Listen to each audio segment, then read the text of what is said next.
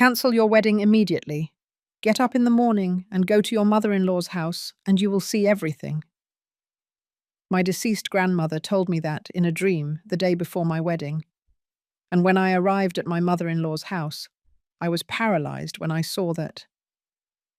But before I continue, tell me in the comments, what city are you listening to me from? I would love to know how far my story has reached.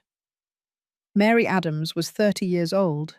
She was wearing soft fabric pants and a shapeless cotton t-shirt, one of those she wore when she did not need to prove anything to anyone. She was standing in front of the bathroom mirror, her face still damp from the shower steam. In the reflection, she saw the usual large eyes, mascara-free eyelashes, black hair pulled back haphazardly. What she did not see, what she felt, was an anxiety that was not entirely explained. The calendar hanging on the hallway wall marked that there were exactly 21 days left until her wedding, a dream wedding, a dress already bought, invitations sent, everything ready, everything decided. But in her chest that morning, something did not feel right. She opened the window. The January air rushed in. She lived in a residential area in the upper part of the city, like a nice neighborhood in Chicago, where the mornings were cooler and the neighbors barely greeted each other.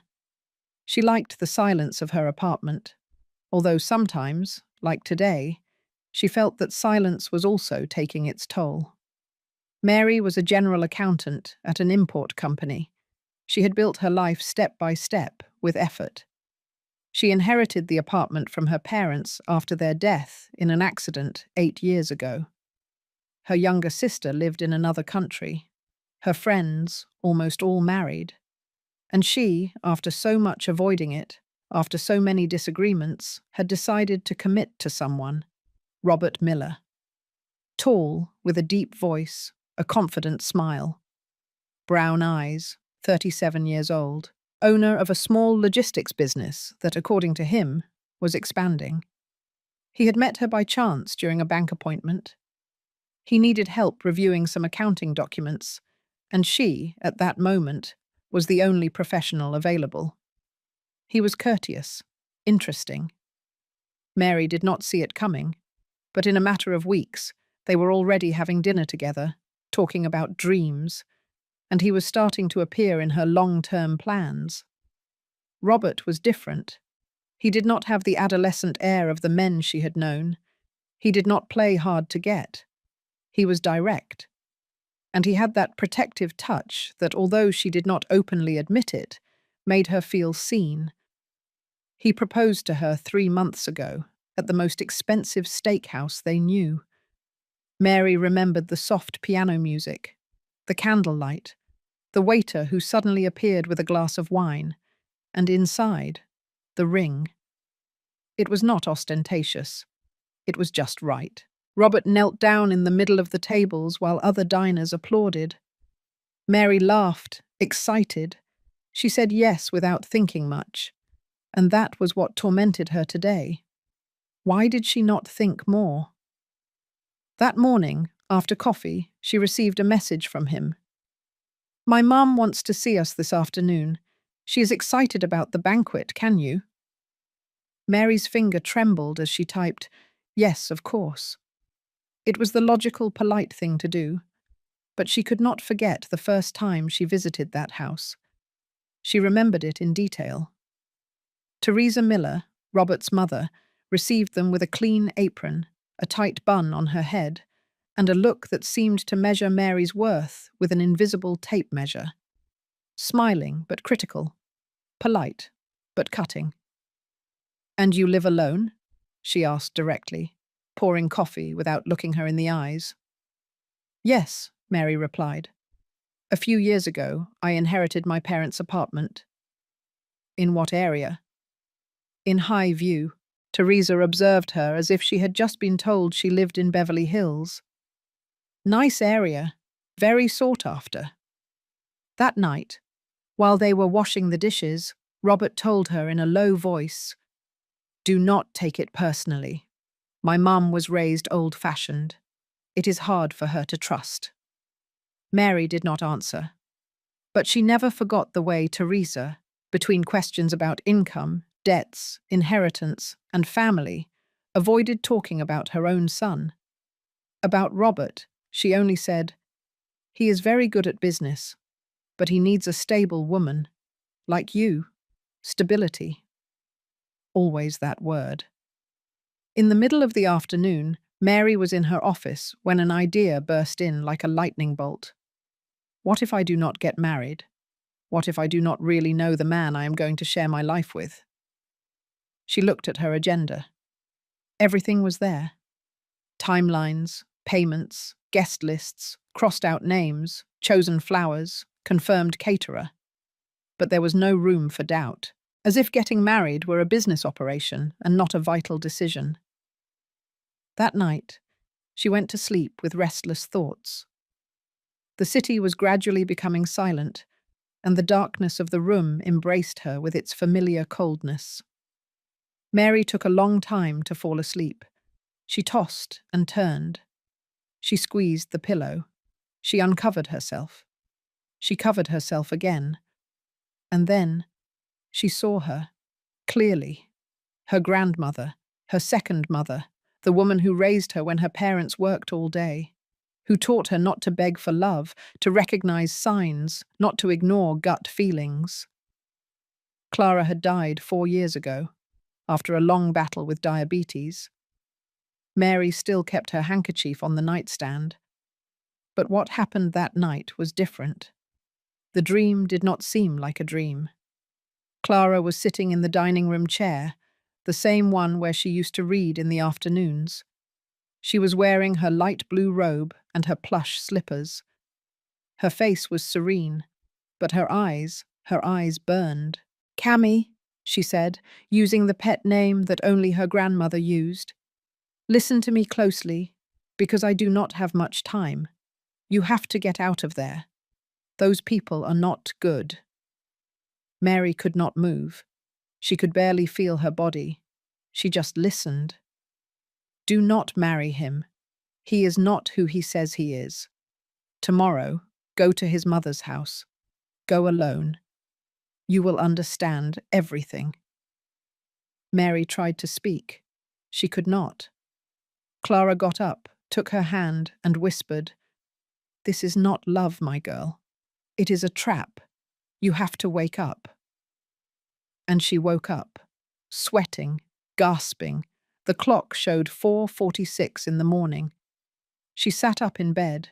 Everything seemed normal, the room silent, the lights off. But something inside her was trembling. She got up, walked to the kitchen, turned on the light, poured herself a glass of water. Her hands were shaking. She looked at the calendar. Saturday, meeting with Teresa. She took a deep breath. Then she decided, "I am going to go earlier, alone," she murmured, feeling her grandmother's voice still floating in the air. She would not say anything to Robert. The next day, she dressed without haste. Denim pants, a simple blouse, hair tied back. She got into the car.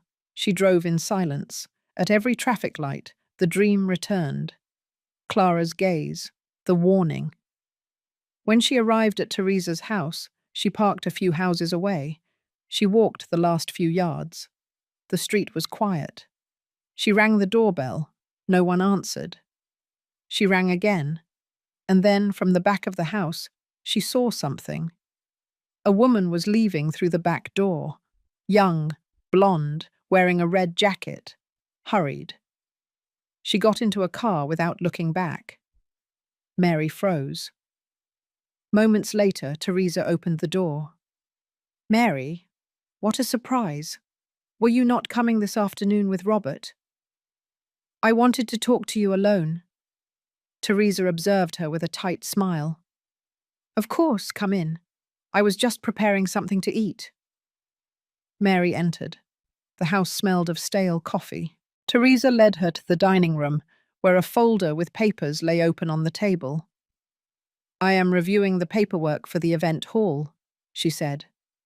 But what Mary did not know was that the folder had nothing to do with the wedding. While Teresa went to the kitchen, Mary took a quick look. Names, lists, addresses, and a title, Single Property Owners. A chill ran down her body. Then she understood. The woman who left through the back door was not just any visitor, and Teresa was not just an intrusive mother-in-law. Mary swallowed. Her heart pounded in her chest. And there, in that house where everything seemed orderly and quiet, her life began to crumble. Teresa returned from the hallway with a tray of dry cookies and a smile as fake as the embroidered tablecloth on the table. "Do you like chamomile tea, Mary? It is calming," she said, placing the cup in front of her with hands that trembled slightly. "It is fine, thank you," Mary replied, without taking her eyes off the folder she had just seen. She had subtly closed it as soon as she heard the footsteps returning.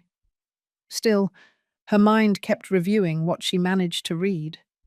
Women's names, addresses, columns with titles like marital status and property in own name, all in legible handwriting with marginal notes. Teresa sat down on the other side of the table. Mary looked at her. Her gestures seemed the same, but there was a strange glint in her eyes, an uncomfortable stiffness, as if she knew she was acting and feared being discovered. "Everything okay, Mary?" Teresa asked in a soft voice. "You look a little pale." "Yes, of course. Just, I woke up early." Lying to her was easy, too easy, as if Teresa's presence activated a defense mechanism that Mary did not know she had. While she took a sip of tea, her thoughts were a dense cloud. Who was that woman who left through the back? Why did the folder contain such sensitive information? Why was Teresa acting as if everything was fine when it was clear that it was not? "Tell me, Mary," Teresa said, while fiddling with a napkin. "Are you happy with Robert?" The question dropped like a stone in the water. Mary looked at her, surprised. "Of course," she replied. "Why do you ask?" "For no reason. Weddings always bring stress, doubts, things one thinks were already settled. And later, when you are already married, you realize there were signs, little ones, that you preferred not to see." "Are you referring to your marriage?" Teresa laughed without humor. "I did not marry for love, Mary. I married because it looked good. Because back then, a woman without a husband was frowned upon. But do not worry. You are not like me." "What do you mean?" "That you have something I never had. A property in your name, a stable career, control over your life. Robert needs a woman like that. You balance him." Mary swallowed. The conversation was a strange mix of praise and manipulation. Every word seemed to have another hidden behind it. "And what do you think of Robert?" she asked. Teresa looked at her. For an instant, her smile vanished. "He is my son, and that is not what I asked you. I know him better than anyone. I know what he is capable of, and also what he needs. Robert has flaws, like everyone, but he also has a big heart." "Does that woman who left through the back door think so too?" The question was direct, a shot in the middle of the living room. Teresa tensed. "What are you talking about?" "That I saw her, Teresa. I saw a woman leaving out the back when I rang the doorbell. Blonde, young. She seemed to be in a hurry." "Oh, it must have been someone from the neighborhood. Sometimes I come to look after the son of a neighbor who works nearby." "And that neighbor leaves without her son?" Teresa held her gaze for a few seconds. Then she sighed, got up, and went toward a wooden cupboard. She opened one of the drawers, took out a photo album, and dropped it onto the table in front of Mary. "You want to know who it was? Then look." The tone had changed. Harsher, less motherly. Mary opened the album. At first, Everything seemed normal. Old photos of Robert as a child, birthdays, trips to the beach, Christmases. But when she reached the most recent pages, her breath hitched. There was Robert, next to a slender blonde woman with a wide smile and a red dress. He was hugging her around the waist. Both were in front of a house she did not recognize. The date, written with a marker in a corner, June of last year. 1 year. Only 1 year. Mary turned the page, more photos of them together. At a restaurant, on a patio, at what looked like a wedding. A wedding. In the image, Robert was wearing a dark suit and the blonde woman was dressed in white. It was more informal than a traditional wedding, but the image left no room for doubt. "What is this?" Mary asked, her voice cracking. "A phase that has passed," Teresa replied, without batting an eye. Robert was with her, yes. It was crazy, very fast, but it did not work out. She was problematic. Problematic? Too emotional. She wanted to control him. In the end, it was better that they separated. Did they get married? That is his business. And hers. Mary slammed the album shut. Her hands were shaking. "Why did he never tell me anything? And did you ask him?" The silence was absolute. Teresa sat down again. Her expression was different, more serious, more real. "Listen carefully to what I am going to tell you, Mary. There are things that are better not to know. Sometimes the past is just that, the past. Digging it up only brings pain. And what about the deception? Do you think anyone is safe from that?" Mary got up. She could not stand it any more. She walked toward the door, opened it quickly. Teresa did not move. "Do you really want to marry Robert like this? Accept that there are parts of his life that you will not understand or control. Marriage is not a contract between angels." Mary left without answering. The drive back was long. The traffic seemed endless, but she did not see the cars or hear the noises. She was only thinking about the blonde woman, about the photos, about the folder, about everything she had ignored for love. That night, when Robert arrived at her apartment, Mary was sitting on the sofa with the album in her hands. He walked in with a smile, as if nothing were wrong. He was carrying a bag with Chinese food and a bottle of wine. "Honey, look what I bought. Your favorite." He put the bag on the table, took off his jacket. "How was the meeting with my mum?" Mary looked up. "Why did you not tell me you were married?" Robert froze. The silence became thick. Then he lowered his gaze. He ran his hand over his face. He sat down across from her. "What did my mum tell you?" "I saw the photos." "Ah. Did you marry that woman?" "It was complicated. And why did you not tell me?" "Because it does not matter." "It does not matter?" "Mary, listen to me. It was a mistake. Something that happened very quickly. It lasted less than 6 months. She was unstable." "Did you meet her at a bank too?" Robert did not answer. "Did you ask her to sell her house too?" His gaze changed. For the first time, he seemed annoyed. "What are you talking about? I saw a folder at your mother's house, a list of women with properties, all single. What is that? You have no right to meddle in our business." "In our business? Is that what you call preparing a wedding?" "Lower your tone. Answer me, Robert." "I have nothing to explain." He got up. He took his jacket. He looked at Mary with an expression she had never seen. Cold. Distant. "Not everyone has a clean past, Mary. But you are not perfect either. Or are you?" "I am not talking about perfection. I am talking about lies." "Then keep your doubts." I do not have to justify myself." He left the apartment, slamming the door. Mary was left alone, with the photos on the table and a hollow feeling in her stomach that was not hunger. Her world was falling apart, and she no longer knew which part to pick up first. She could not sleep that night, not because she missed Robert, but because, deep down, she felt that the nightmare was just beginning, and her grandmother's dream, far from being an exaggerated warning, was starting to look too much like a fulfilled prophecy. Mary spent the whole night awake. Her eyes were fixed on the ceiling, her breathing shallow, and her mind spinning in circles without rest. The images assaulted her like lightning flashes. The blonde woman leaving through the back of the house, the folder with names and properties, the photo album with a previous wedding, Robert's cold reaction.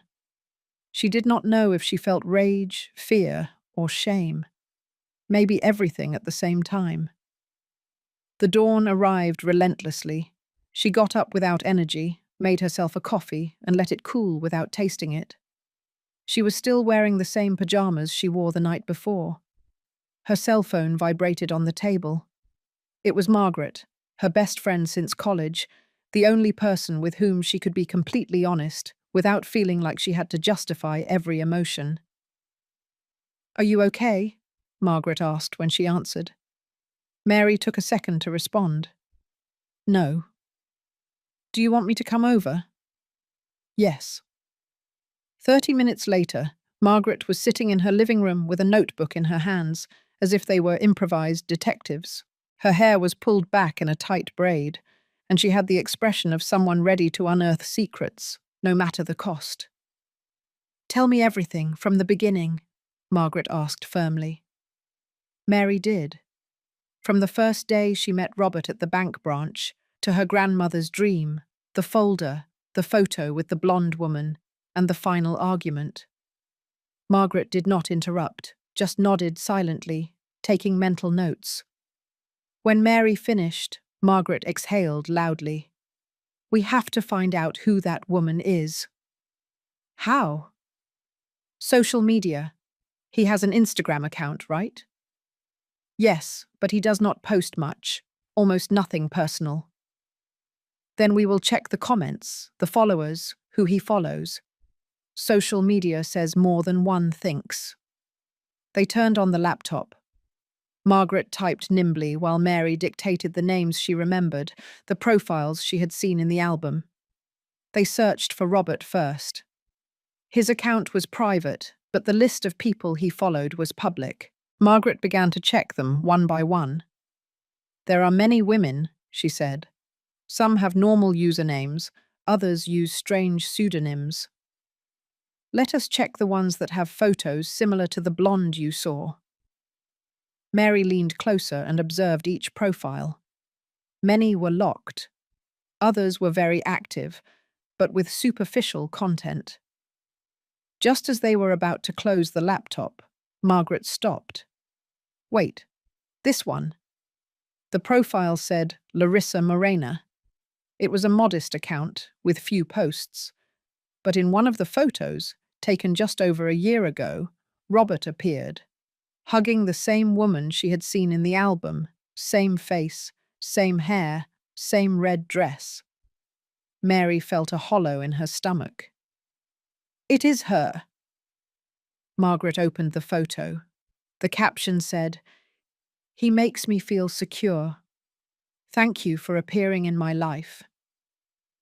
"This is from last year," Margaret confirmed. "How long have you been with Robert?" 11 months. Then they overlapped. Mary felt a shiver run down her arms. "What do we do? What should I write to her?" "From my account. You cannot appear." "Not yet." Margaret wrote a brief but empathetic message. "Hello, Larissa. I am sorry to write to you out of the blue. I have a delicate situation involving Robert Miller. I would like to talk to you, please. It is not a joke." They sent it. Hours passed. Mary could not concentrate on anything. Margaret stayed with her all day, and at 5 o'clock in the afternoon, the response arrived. "Who are you? What do you know about Robert?" Margaret showed her the message. Mary felt her heart pounding like a drum. "I just need to know if you were with him last year. Some things do not add up. Please, I need to talk to you. It is important." 20 minutes passed before Larissa sent another message. "Yes, I was with him. I married him? Who are you?" Mary took Margaret's phone and typed with trembling fingers. "I am Mary Adams. I am his fiancé." The answer did not take long. "Oh my God." Another message followed. "We need to talk, but not here. Can we meet? I have something to show you." Margaret and Mary agreed to meet the next day at a downtown coffee shop in New York City. The place was open, with large windows, and there were always people. It seemed safe. Mary barely slept that night, but this time it was not out of fear. It was out of the desperate desire to know, to understand, to confirm what she already feared. The next day, Mary arrived 10 minutes early. Margaret accompanied her, but stayed at another table to observe from afar. Larissa arrived on time. She was thinner than she looked in the photos. Her face was tired, with dark circles, and her hair was pulled back in a casual bun. "You are Mary," she said without greeting her. Mary nodded. Both sat down. "Tell me everything," Larissa said with a rough voice. "How long have you been with him?" "Almost a year. I told my friend everything. We started searching social media. You appeared."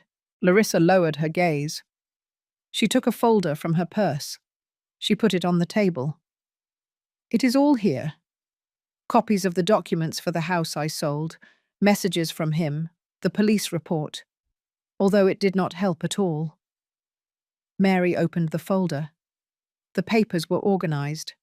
Public deed of sale. Bank deposit in Robert Miller's name. A printed WhatsApp message where he promised her, "In 6 months, I am going to give you the house you deserve." What happened after you sold? He disappeared. He took all the money, changed his number, blocked me. I went to his house and his mother told me he was traveling, that she knew nothing. Did you not file a police report? Of course, but there was no way. Legally, it was not theft. I sold of my own free will. He did not force me. I did not leave proof that the money was for him. I did not sign anything. Mary felt a knot in her throat. And how did you meet him? At the bank. I went to do some paperwork. He helped me with some documents. He seemed kind. From there, we started dating. He told me I was different, that he finally found a mature, strong, confident woman, and I believed him. And you never suspected anything? Yes, but I confused it with normal things. That he did not talk about his job, that he did not introduce me to all his friends, that he was always so careful with his cell phone. But I thought he had emotional baggage. I felt sorry for him.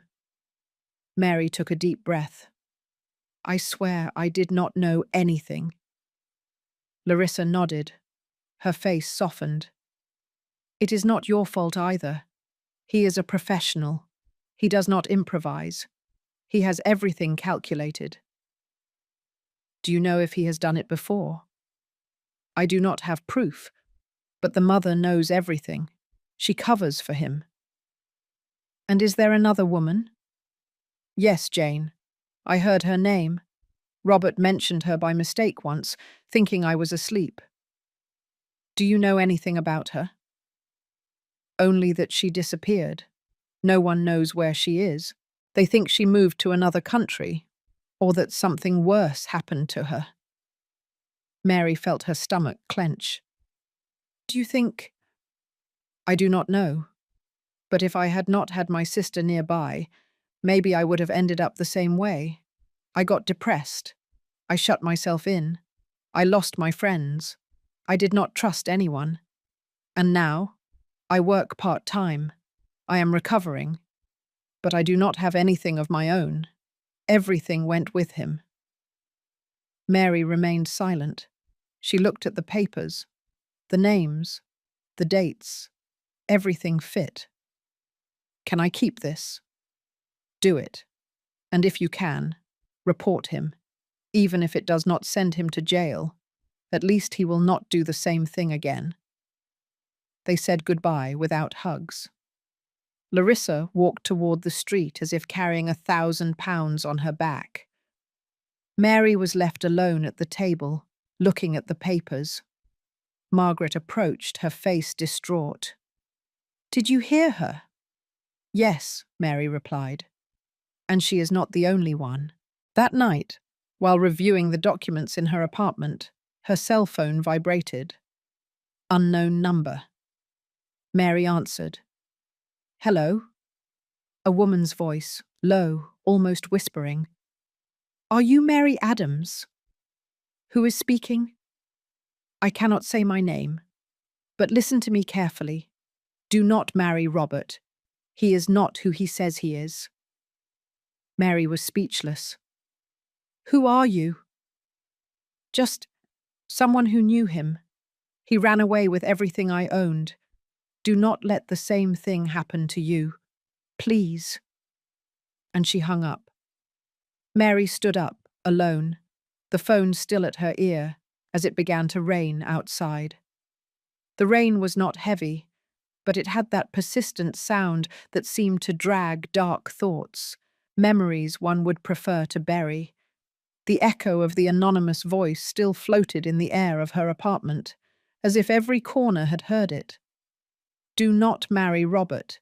He is not who he says he is." She turned off the cell phone with ice-cold hands. She felt a pressure in her chest, a weight she could no longer ignore. What at first seemed like a bad feeling had transformed into a truth that pursued her at every step. She was engaged to a man who built his life on lies. The next morning, even before having coffee, she dialed Margaret's number. Her voice sounded determined, leaving no room for doubt. "I need an investigator, a good one, someone who does not just look on social media. I want real proof." Margaret did not ask questions. She sent her the contact of someone trustworthy, a man named Alan Harrison, former police officer, now a private detective. He had a reputation for being discreet and meticulous. Mary dialed his number without thinking. The appointment was in a small office located in an old building downtown in Miami.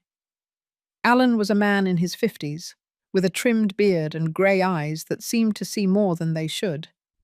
He listened carefully as Mary explained everything. He did not interrupt, even once. He only took notes with a blue pen that seemed to have been worn out from writing so many other people's truths. "Do you have proof?" he asked when she finished. "Only this," Mary replied, handing him the folder Larissa had given her. "And a couple of messages. An anonymous call." Alan quickly flipped through the documents. "This is enough to start, but it is not enough for a formal complaint. Let us see what else there is." "How much time do you need?" "It depends on how many skeletons the guy has in the closet. Although I warn you, if what you tell me is true, you are not going to like what I find." "I do not like anything anymore, Alan. I just want the truth." Alan looked at her for a few seconds, as if measuring her resilience. Then he nodded. "I will call you in 1 week." The following days were torture. Mary lived with her cell phone glued to her hand, waiting for news. She avoided Robert with simple excuses, work meetings, headaches, accumulated work. He responded with understanding and sweet messages, as if he genuinely cared about her well-being. That was the most unbearable part. The theatre. The constant performance of a man who knew how to pretend perfectly. On the 7th day exactly, Alan called. "I have what you asked for. Can you come today?" Mary did not hesitate. Alan received her in the same office, but this time on the desk there was a thick envelope, sealed, and a black folder with her name written by hand. She sat down across from him. Alan was not smiling. "I would be lying if I told you this is the worst thing I have ever seen," he began. "But it is close. Robert Miller does not exist as such. Not legally, at least." Mary felt her stomach clench. "What do you mean?" "His real name is Morris Robert Taylor Miller. He has used at least 5 different aliases in the last 10 years, each one with seemingly legal documentation, but all with inconsistencies, altered birth certificates, passports with fake stamps, duplicated social security numbers. He is a master of camouflage." Alan opened the folder and showed her several copies. "This is his first registered marriage, to a woman named Paula Harrison, 12 years ago. It lasted 8 months. She transferred her retirement fund to him, and he disappeared. Then came his second wife, Jane Dixon, the same one Larissa mentioned. There is no record of her whereabouts from 6 years ago. Officially, she is not dead, but there is an active missing person report. And the third? Larissa Morena. 1 year ago. She, as you know, sold her house on his recommendation. Everything legal. But he disappeared before she could buy a new one. In all cases, the patterns repeat. Women with their own assets, without close family support systems, emotionally vulnerable." Mary could not believe what she was hearing. She clenched her fists on her lap to keep from crying. "And his job?" "Fake. The company he told you he owned does not exist. Never existed. He has profiles created with simulated data. Websites that look real, but are not officially registered. A facade." "And his mother?" Alan paused. "Teresa Miller is real, but she is also part of the game. She does not just cover for him. She actively participates. In fact, there is something else." He opened another folder. "She has a cousin, Diana Miller, a real estate agent. She is the one who contacts the victims, tells them about safe investments, and helps them sell their properties. She was the one who managed the sale of Larissa's house. She is also mentioned in 2 other similar scams." Mary felt nauseous. She took a deep breath. "And is there another woman now?" Alan nodded. "Yes. Her name is Ivana Stone, 28 years old. She lives in the northern part of the city. She works at a medical center. Robert, or rather Morris, met her 3 months ago. They have been dating since then. She does not know about you, and he has already talked to her about investing together." Mary covered her face with her hands. Tears fell relentlessly. "What do I do with all this?" "You can report him, although the process will be long and exhausting, or you can confront him directly, but you run a risk." Mary thought about it for a few seconds. "I want to look him in the face." Alan observed her seriously. "Then do not go alone." She nodded. She left the office with the folder in her hand and her soul shattered. Margaret was waiting for her in the car. Seeing her expression, she did not ask. She just started the car and drove in silence. That night, Mary wrote to Robert. "I want to see you. At my place. Tomorrow at 8. He replied quickly. "Of course, honey. Is everything okay?" "I just want to talk." The next morning was endless. Mary made sure the camera system was working. Alan had installed 2 hidden devices the day before, one in the frame of the dining room painting, the other in a lamp in the hallway. Margaret would stay in the bedroom, ready to intervene if something went out of control. At 8 sharp, the doorbell rang. Mary opened the door. Robert was immaculate, with his white shirt and usual smile. "Hello, beautiful. I missed you." Mary did not answer. She stepped aside and gestured for him to come in. He entered, without noticing anything strange. He sat down on the sofa as if it were his home. "What is this mystery? Are you going to give me a surprise?" Mary sat down across from him. The black folder was on the table. "I want you to see this." Robert opened it. He read the first page, then the second.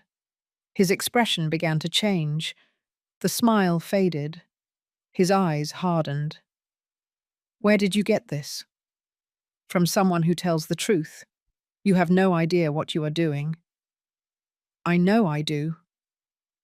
"You are making a mistake, and the only mistake was believing in you." He slammed the folder shut. He leaned toward her. "You do not know what you are getting into, Mary. Are you threatening me?" He smiled, but it was not his usual smile. It was different, crueler. "You messed with the wrong people." He got up, took his jacket, and left. Mary did not move until she heard the door close. Then she ran to the bedroom, where Margaret was already standing, phone in hand. "Did you record everything?" "Every second." Mary breathed, but it was not relief. It was the beginning of a war. The silence in the apartment became thick, as if the walls had heard Robert's every word and also knew that something terrible was coming. Margaret slowly closed the bedroom door, still holding the cell phone, the video recorded and protected. Mary sat on the edge of the bed and lowered her gaze.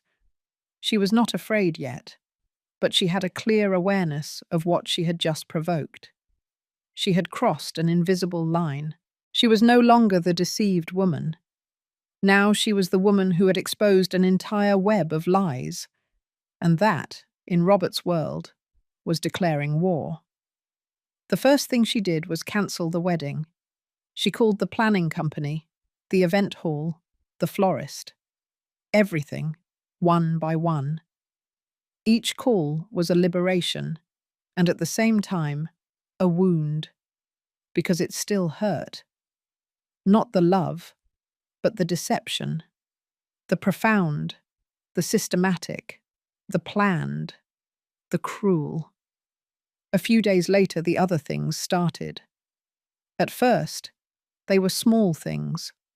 An unidentified call that hung up as soon as she answered. Then another, with a distorted voice that only repeated her name and hung up. Mary thought it was a coincidence, or perhaps a bad taste joke. But deep down, she knew it was not a joke. It was the beginning of the punishment. One morning, when she went down to the building garage to go to work, she found a folded white envelope under the windshield wiper of her car. The paper had no return address. Inside, a message written in large black letters. "You are playing with fire. It burns nicely, but it kills slowly." Mary froze. Her fingers trembled. She looked around. No one. Just the echo of other neighbors' footsteps going up the elevator. She put the paper in her purse and went back up to her apartment. She cancelled work that day. She called Alan. "They have started," she told him bluntly. "I told you it would happen. Do you have the envelope?" "Yes. I am on my way. Stay inside. Do not open the door to anyone." 30 minutes later, Alan was knocking on the door. He brought a briefcase and a somber expression. He checked the paper, photographed it, and put it in a plastic bag. "This is not just intimidation. This is a warning. It is their way of telling you that you are no longer playing on their turf. Now you are a threat." "What do we do?"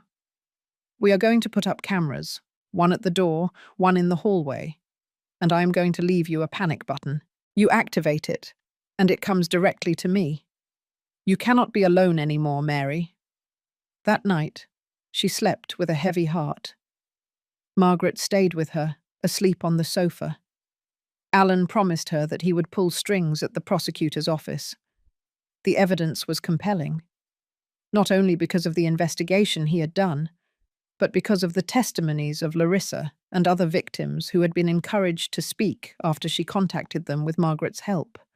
The file was being built, but there was still no arrest warrant, just an open process.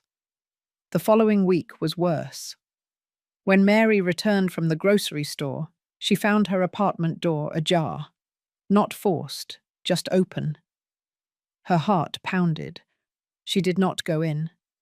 She backed away slowly, took out her cell phone, and called Alan. "They are inside. My door is open. Do not go in. I am on my way. Call the police. Now." The officers arrived quickly. They checked the apartment. Nothing stolen, no broken glass, no drawers ransacked. Nothing, except the cabinet where she kept the property deeds. It was messed up. The documents were there, but clearly someone had touched them, as if looking for something specific. On top of the bed, a loose sheet of paper, a message written in the same handwriting as the previous one. "You think you won, but this is just beginning." Mary felt an icy chill on the back of her neck. Alan spoke with the police, presented his credentials, and showed them part of the report. The officer took notes and promised to reinforce surveillance in the building, but that did not calm her. "They are no longer just trying to intimidate you. They are marking you. They are going to go further," Alan warned her. "They do not want to scare you. They want you to shut up, to disappear." "I am not leaving," Mary replied, her voice firm. "Not after all this." That night, when reviewing the installed cameras, they saw something disturbing. At 3 a.m, a man in a cap had been standing in front of the door for more than a minute. He did not ring the doorbell. He just stood there, motionless, and then left. His face was not visible, but his posture, his body, was unmistakable. Robert. The video was handed over to the authorities. Days later, someone else knocked on her door. It was a tall, slender woman with a harsh elegance, as if built through forced distrust. Diana Miller, the same real estate agent, the same one Alan's report had linked to the sales of the other victims. Mary did not open the door. She looked at her through the camera. "Mary," the woman said, looking directly at the lens. "I do not want problems. I just want to talk." "I have nothing to talk to you about. You are walking on a very thin rope. You have done enough. Leave things as they are, and all this ends." "Is that a threat?" "It is advice. You have no idea who you are messing with. You do not know what my family is capable of. The police already know who you are." Diana laughed. It was not a funny laugh. It was bitter, like someone who knows they are above the law. "The police are not going to protect you when we are inside. And believe me, we could get in whenever we wanted."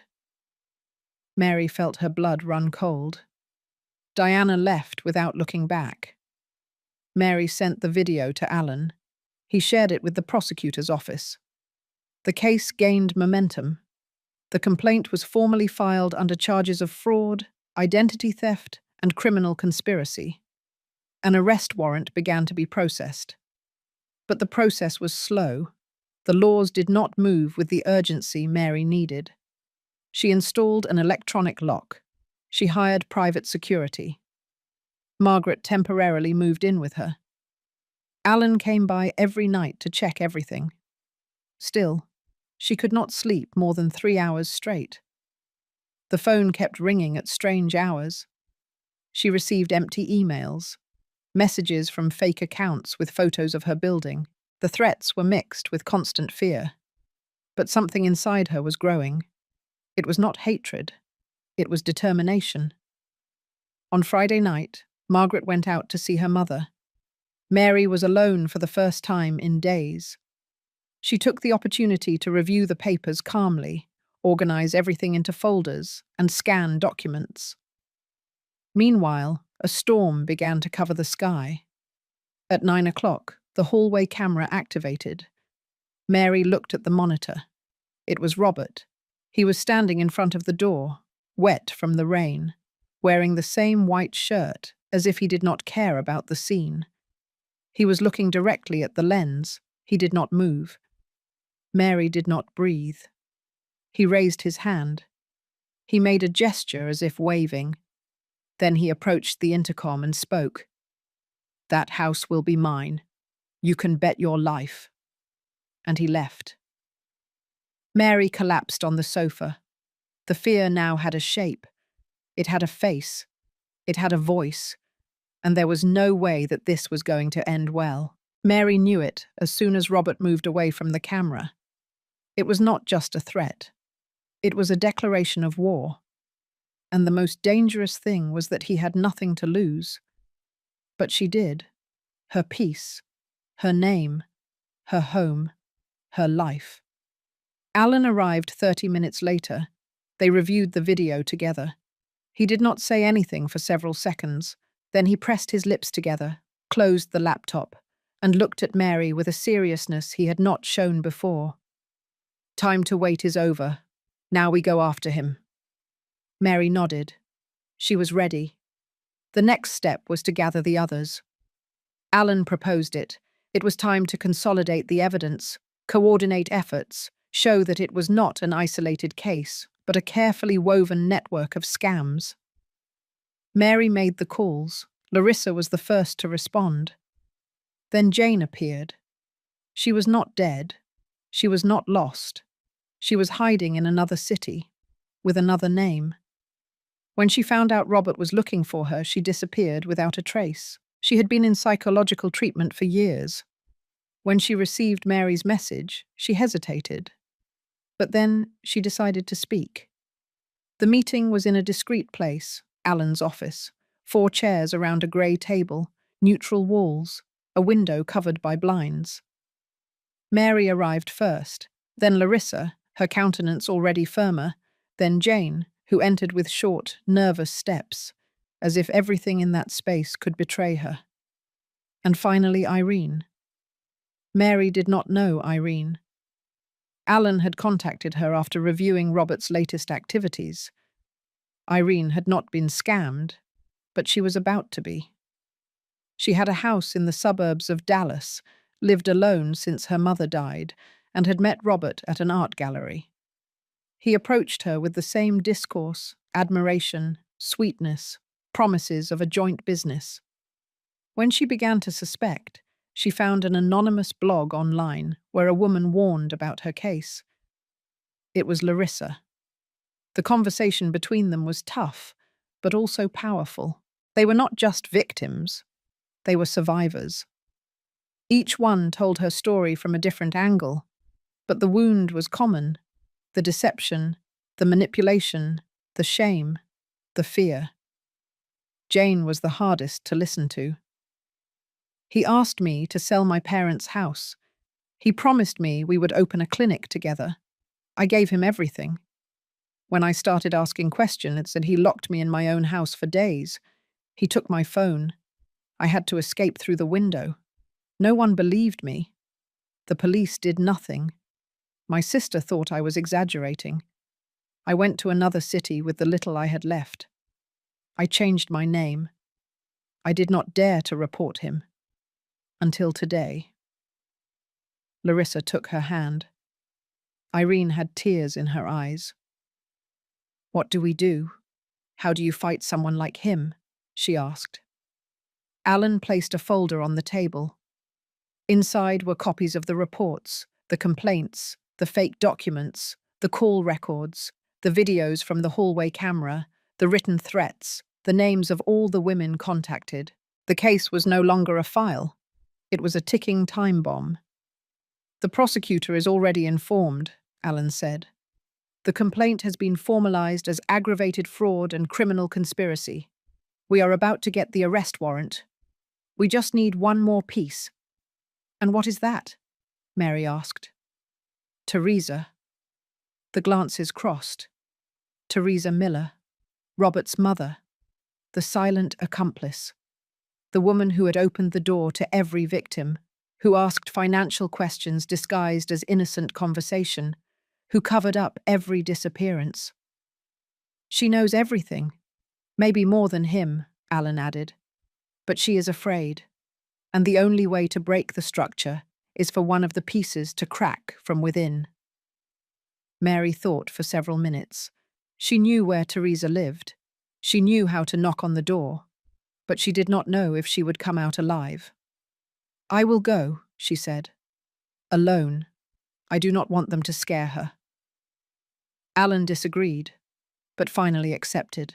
He placed a hidden microphone and a tiny camera on the lapel of her coat. Margaret accompanied her to the building entrance and then waited outside, in the car. Mary climbed the stairs with tense legs. She knocked 3 times. Teresa took a long time to open.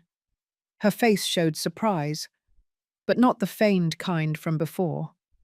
It was something else. Pure tension. "What are you doing here?" she said, without hiding her discomfort. "I need to talk to you. Alone. I am not here to fight, or to scream, just to talk." Teresa hesitated, but stepped aside. Mary entered. Everything was the same as the last time. Too much order, too much silence. They sat down in the dining room, face to face. "Your son came to my house. He threatened me. I have proof, recordings, testimonies. We know everything, Teresa. We know about Diana, about the other women. You can help us, or you can go down with them." Teresa lowered her gaze. Her fingers trembled. She did not say anything for almost a minute. "I did not know at first," she murmured. "I just thought I was helping my son get ahead. He told me they were business deals, that he was giving opportunities to women who did not know how to manage their assets." "And when they disappeared," Mary asked, "did you also justify that?" Teresa burst into tears. They were not loud tears. They were contained, as if she refused to give in completely. "It all got out of control. Diana was the one who convinced him to continue. She is ambitious. She pushed. I stayed quiet. And that makes me an accomplice. I know." "Then speak. Give a statement. Help stop this. There is no turning back." Teresa looked her in the eyes, for the first time, without a shield. "Do you promise me they will not kill him?" "I promise you that we are going to seek justice." Teresa nodded. Alan and the prosecutor met with her 2 days later. She gave a statement. She detailed the movements, the names, the dates. She handed over documents, even copies of contracts she had hidden out of fear. Her testimony sealed the indictment. That same week, the operation was authorized. Diana was arrested at her office.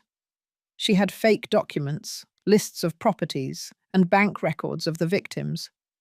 She was arrogant at first, but when they showed her the video of Teresa testifying and the evidence found, she collapsed.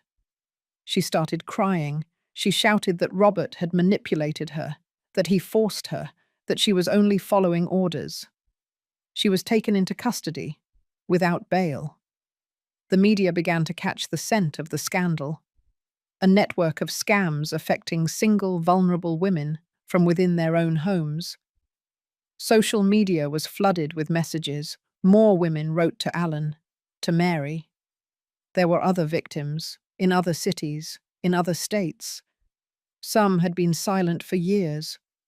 Now they felt they could speak. Mary could not believe how far everything had gone, and yet the most important thing was missing. Robert. He had disappeared. Since his last appearance in front of the camera, he had not been seen again.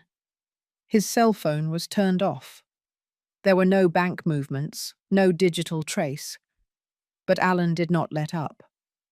On Thursday night, Mary's cell phone vibrated. It was late. Margaret was sleeping. Alan was on the screen.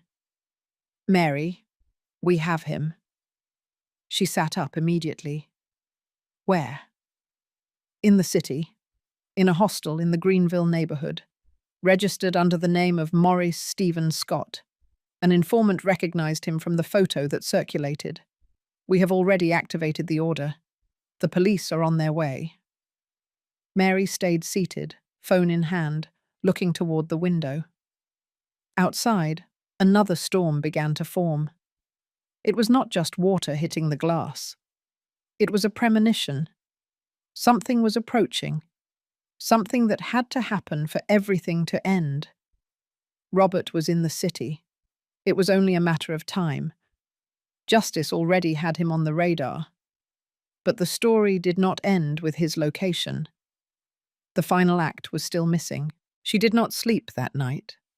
She stayed by the window, watching the lightning illuminate the buildings in the distance. Margaret was asleep on the sofa, exhausted from the pace of the last few days. Alan had promised surveillance at the building door, a patrol car that would make constant rounds. But inside her, the real fear was that Robert would appear without warning, without law, without mercy. At dawn, a call from Alan startled her. "Mary, do not panic, but last night someone tried to force the back door of the building. He did not manage to get in, but a camera in the alley caught his face. It was him." Mary felt the cold run through her body. "And now what do we do?" "The arrest warrant has already been issued. Now we are actively looking for him. You have to stay where you are. Do not go out. I will send 2 plainclothes officers to stay outside your apartment. This ends this week." That same night, the silence was different. Heavy, intense. At 2:15 in this morning, the cameras activated. Margaret woke up from the beeping of the security system. Mary ran to the monitor. There he was. Robert. Again. But this time not in front of the door. This time with a lockpick in his hand, forcing the lock. Mary did not scream. She did not cry. She did not tremble. She just pressed the emergency button. In seconds, Alan was notified. Margaret grabbed her cell phone and called the assigned patrol number. Mary stepped back, observing every movement on the camera.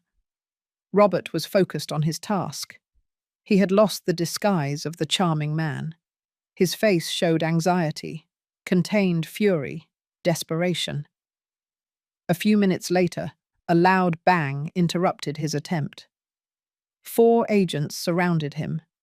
Robert tried to run, but they knocked him down.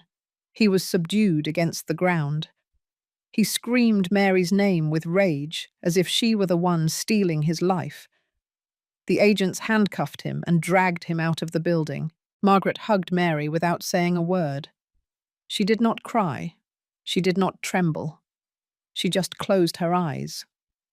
For the first time, she could say she had survived. The news spread quickly. The media reported the arrest of an alleged serial scammer accused of defrauding several women in different states. Robert Miller, also known as Maurice Taylor, was in custody. The preliminary hearing was scheduled for 5 days later. The courtroom was filled with faces who knew their story from the inside. Mary arrived accompanied by Margaret, Alan, and a prosecutor. Larissa, Irene, and Jane were there too. Teresa arrived alone. No one hugged her, but everyone understood the cost she had paid for testifying against her own son. When Robert was brought before the judge, his eyes locked onto Mary. He did not say a word. His face was hard, without a trace of emotion. He was not the man who had charmed her.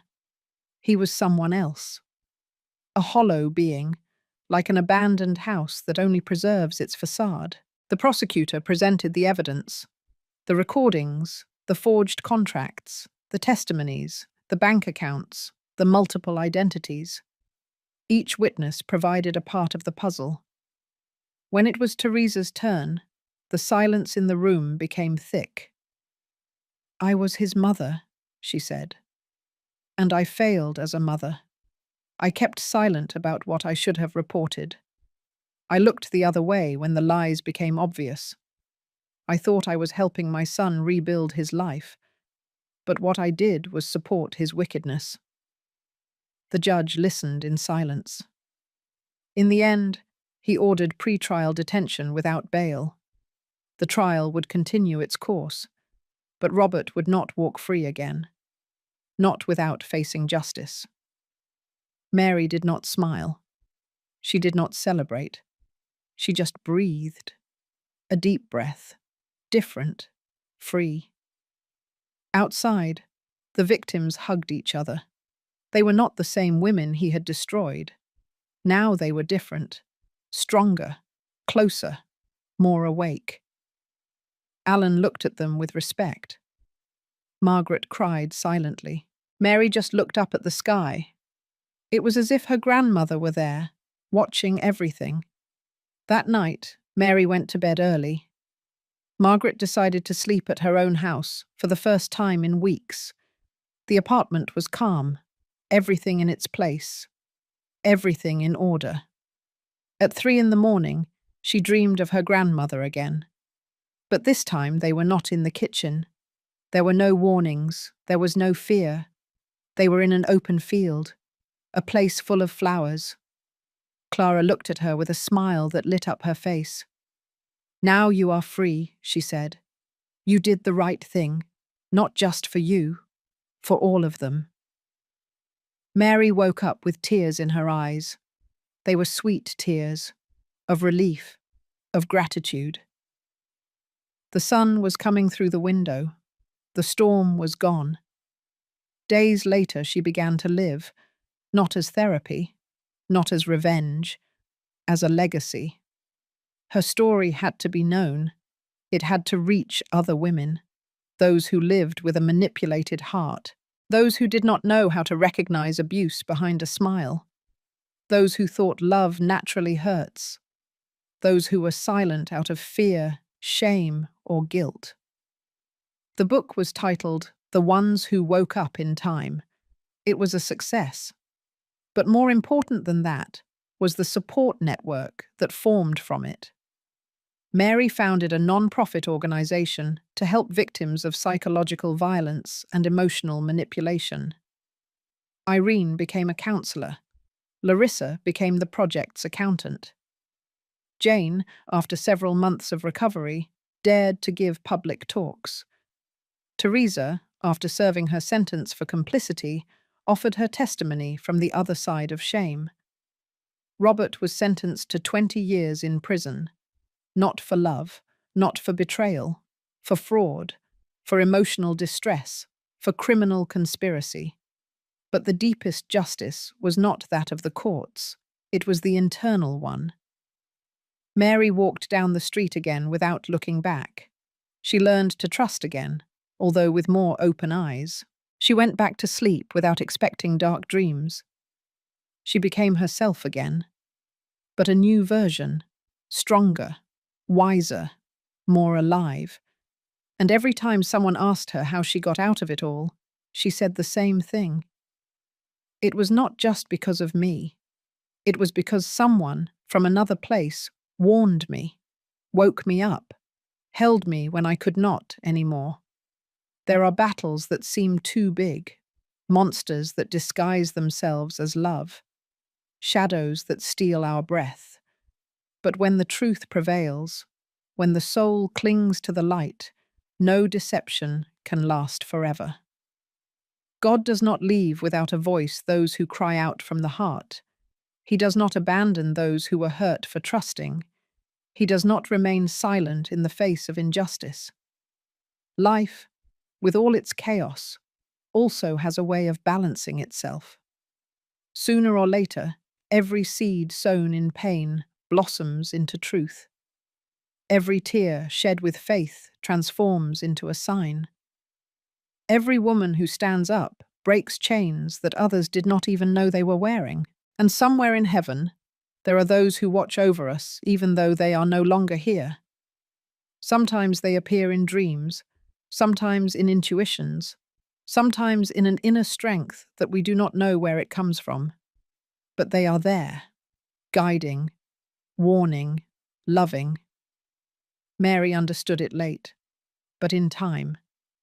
And since then, she never ignored a sign again. Because the soul knows, it has always known. If you liked this story, I invite you to leave me a comment about what you felt when listening to it.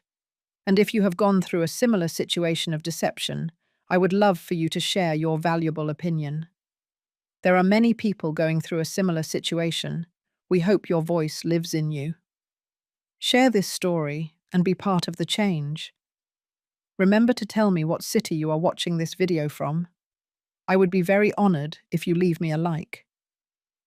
Share the video with a friend or family member and subscribe to the channel. Do not miss the next surprising story that is appearing on your screen right now. We have entertainment guaranteed exclusively for you. See you in the next video.